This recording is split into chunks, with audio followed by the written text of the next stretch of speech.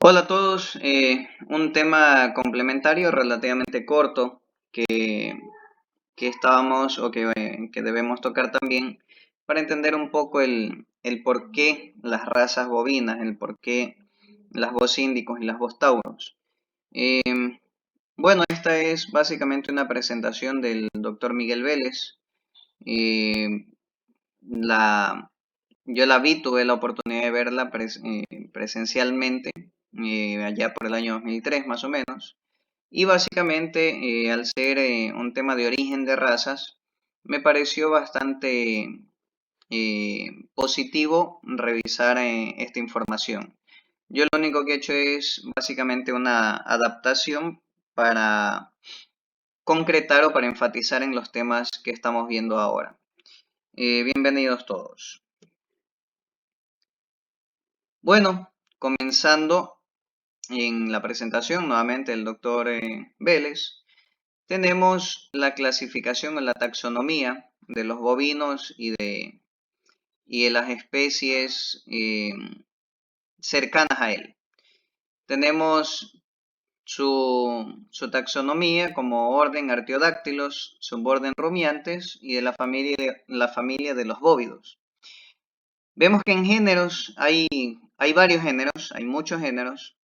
Tenemos el vacuno, el yak, los búfalos, bisonte, conocido también como búfalo en Norteamérica, la oveja, la cabra, el camello, el dromedario, eh, y bueno, los conocidos como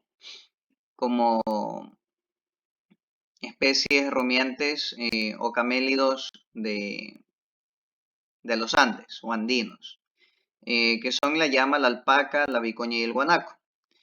En todo caso, acá con sus nombres científicos, obviamente, para saber exactamente a quiénes nos referimos.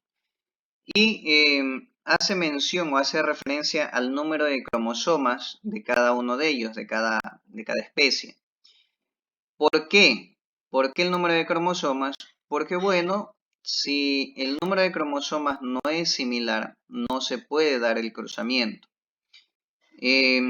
Por ejemplo, si queremos cruzar un vacuno con un búfalo de río, de pantano, con cualquier tipo de búfalo, no se va a dar dicho cruzamiento, no van a poderse cruzar porque los cromosomas del vacuno están por el orden de los 60 o en números de 60 o 30 pares, como lo quieran ver. Y en el caso de los búfalos están por los 50, 48 y 52. Por ende, no va a haber una correlación o no se va a poder hacer una reestructuración cromosomática como se diera normalmente o como se debiera dar. En este caso podríamos cruzar el vacuno con el yak o el vacuno con el bisonte. Y bueno, en el caso de la cabra, pero obviamente por temas de tamaño y etcétera, etcétera, no lo hacemos. Si vemos en el caso de los animales andinos o de estas especies andinas como la llama, alpaca, vicuña y guanaco, entre ellos sí hay cruzamientos y sí se han encontrado respuestas o resultados de estos cruzamientos. Entonces, obviamente, todos estos camélidos andinos tienen el mismo número de cromosomas. Por ese lado, y en tamaño son muy similares, así que por ese lado no van a tener mucho problema en estos cruzamientos. Entonces, siendo de esta manera, de estas especies que están acá, si decimos que se cruzan el búfalo o el bovino con el búfalo, sería prácticamente imposible. El vacuno con el yak, de hecho, sí ha habido algunos cruzamientos y han cruzado vacunos con bisonte. En este caso, de cruzamientos de vacunos con bisonte hay un historial algo extenso donde se ha obtenido lo que se conoce como bífalo con doble E, pero es porque, bueno, en Norteamérica el bisonte le dicen búfalo y lo que se obtuvo fueron hembras y machos que desarrollan bien, que engordan bien, que tienen un potencial de adaptarse a condiciones extremas, obviamente eh, promovida o transmitida por el bisonte. Son especies grandes, son animales que pueden producir mucha carne, pero hay una característica particular. Las crías, es decir, los bífalos, los hijos la F1, resultado del cruzamiento entre bisonte y vacuno, eh, son fértiles. Hay un cruzamiento sin mayor problema. Tienen los 60 cromosomas que se pueden entrelazar sin ningún problema. ¿Cuál es el detalle aquí?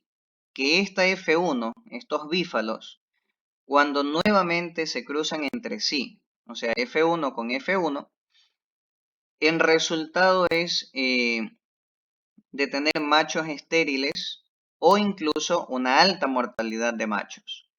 Por otro lado, en el caso de las hembras, que son básicamente las que se pueden conservar y engordar, suelen tener problemas reproductivos también. No vamos a andar mucho en el tema, pero básicamente, otra vez, es una historia un poco larga porque depende también de cuál es el porcentaje de bisonte que tienen.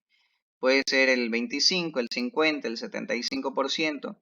Y bueno, hay diferentes resultados en las investigaciones que se han hecho. En todo caso, estamos con esta posibilidad. Quiere decir que sí se ha hecho, sí se ha trabajado en esto, pero no quiere decir que los resultados realmente hayan sido muy, muy llamativos, y por eso es que no se ha dado mucho a conocer el tema de producción o de diseminación del bífalo como tal. En esta imagen básicamente encontramos estiércol bovino, estiércol vacuno en África, donde se lo ha hecho a manera de como de tortillitas y se lo ha utilizado o se lo utiliza posterior a su secado al sol como una fuente de energía, en otras palabras como leña.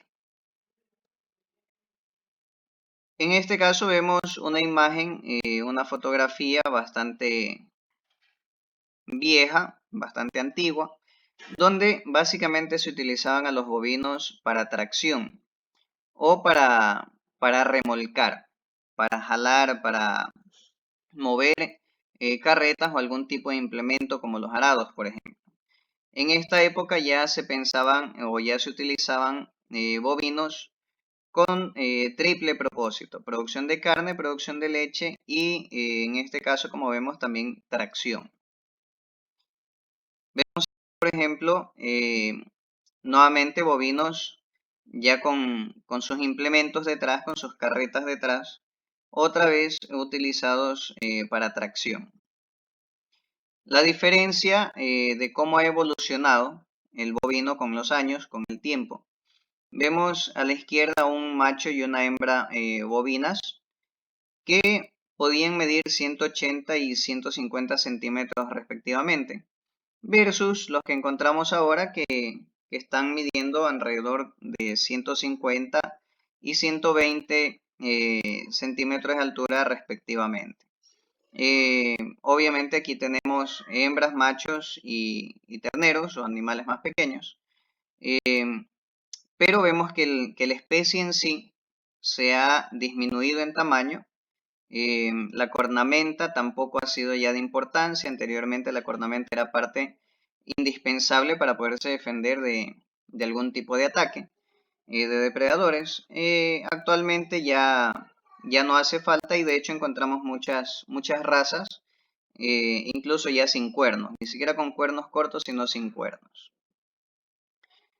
Dentro de la familia de los bovinos encontramos, por ejemplo, al gaur, el Bos gaurus, que se lo encuentra en estado salvaje en la India, Nepal e Indochina. Se cree que es, o se estima que es el bovino más grande que existe actualmente. Se han encontrado animales de más o menos 1,80 m de altura, y algún animal muerto que se encontró también medía 2,10 m de altura. Tenemos también el Monte Yanoa, es también en estado salvaje, se lo encuentra en estado salvaje en Indonesia, en las islas de Celebes y Butón. De hecho, por eso no ha habido ningún tipo de cruzamiento y ningún tipo de desarrollo de esta raza o de esta especie en particular, tampoco se la ha propagado, obviamente. Tal vez por eso no son tan conocidos como en el caso del buey almizclero, por ejemplo, que en este caso también es familia de los bovinos. Se lo encuentra más que nada al norte de Canadá, Groenlandia e incluso fue introducido también en Noruega. Asimismo se lo encuentra en estado salvaje. Se lo conoce como buey o toro almizclero, básicamente porque en la época de celo o cuando están en celo, tienen unas glándulas secretoras. Producen un aceite característico con un olor característico conocido como almizcle y de ahí su nombre de buey o toro almizclero. Vamos entonces a la parte del origen de las razas, donde encontramos a los Bostaurus primigenios, o conocidos por su nombre común como uros. Estos, los uros o los Bostaurus primigenios, fueron los que dieron origen a los Bostaurus taurus y a los Bostaurus indicus, conocidos actualmente simplemente como Bostaurus y Bos indicus. El uro se lo encontró, se estima que estuvo en estado salvaje en Euroasia, o sea, entre Europa y Asia, donde se conoció o se desarrolló como Bos primigenius primigenius. En cebúes con origen similar también se conocen como Bos primigenius indicus. Y el uro salvaje del sudeste asiático, ya no de la parte europea y Asia, sino solamente del sudeste asiático, se lo conoció como Bos, o se lo conoce como Bos primigenius namadicus. En todo caso, de estos uros o de este Bos primigenius se dieron origen los Bos taurus y los Bos indicus. Vemos que el uro básicamente era un toro muy grande, muy desarrollado, muy musculoso, con cornamenta que le permitía defenderse de fieras salvajes, de ataques, y era de un tamaño significativamente más grande que los bovinos actuales. Otra imagen de cómo se vería, cómo se estima que se vería, obviamente este no se lo ha visto nunca, pero por los fósiles, por las osamentas encontradas, se puede determinar más o menos cómo se conformaba o cómo se veía. Entonces, vemos que básicamente el uro, dependiendo de dónde se desarrolló, en qué condiciones se desarrolló, por temas simplemente de selección natural, hubo una caracterización o una evolución hacia el Bos taurus y hacia el Bos indicus. El Bos taurus adaptado más a zonas de clima templado, a la parte europea, algo veíamos acá, adaptado a condiciones de, de más frío, menos temperatura, más altura. Y tenemos los cebúes o los Bos indicus que se desarrollaron más en condiciones de calor, más hacia la zona de África, eh, hacia la zona de la India. Por eso el término Bos indicus, donde se adaptaron mejor y vamos a ver que tienen los Bos indicus incluso más glándulas sudoríparas por centímetro cuadrado que los Bos taurus, básicamente por un tema de adaptabilidad. Esta adaptación o estas características se dieron simplemente por evolución. En algún momento la mano del hombre ha intervenido, pero no tienen mayor diferencia estructuralmente entre ellos, ni tampoco cromosómicamente. Como vemos, el Bos taurus y el Bos indicus se pueden cruzar indistintamente sin causar ningún tipo de problema, ningún tipo de cambio, ningún tipo eh, de dificultad reproductiva, porque son muy compatibles entre sí. De hecho, la única diferencia o las únicas diferencias significativas son el número de glándulas sudoríparas, su cantidad o su capacidad de adaptarse mejor a climas templados o cálidos, Y en el caso de los Bos indicus, una jiba o joroba, que los Bos taurus no la suelen tener. Entonces, quedando claros en esto, sabemos que el Bos taurus y el Bos indicus vienen del Bos primigenius, del Uro. Vamos entonces a ver unos términos o aclarar unos términos que utilizamos normalmente en nuestro medio. Términos similares se pueden utilizar fuera de nuestro país, en otros lados, también Latinoamérica puede ser, y pueden tener un significado tal vez distinto. Pero los términos que vamos a ver y la explicación es cómo se reconoce o cómo se los utiliza propiamente en nuestro medio. En el caso, por ejemplo, del toro, hablamos del macho bovino cuando ya está en capacidad reproductiva, cuando ya puede montar. Cuando no, se le llama torete. Cuando están pequeños todavía o en etapa de desarrollo, se les suele llamar toretes. En el caso de las hembras, son las vacas, son las hembras bovinas que reproducen, que ya se están reproduciendo, que ya han tenido al menos un parto. En el caso del buey, es básicamente un toro que fue castrado y se está utilizando básicamente para tracción. Se lo maneja o se lo utiliza durante mucho tiempo. Va a engordarse, va a tener un depósito de grasa significativo.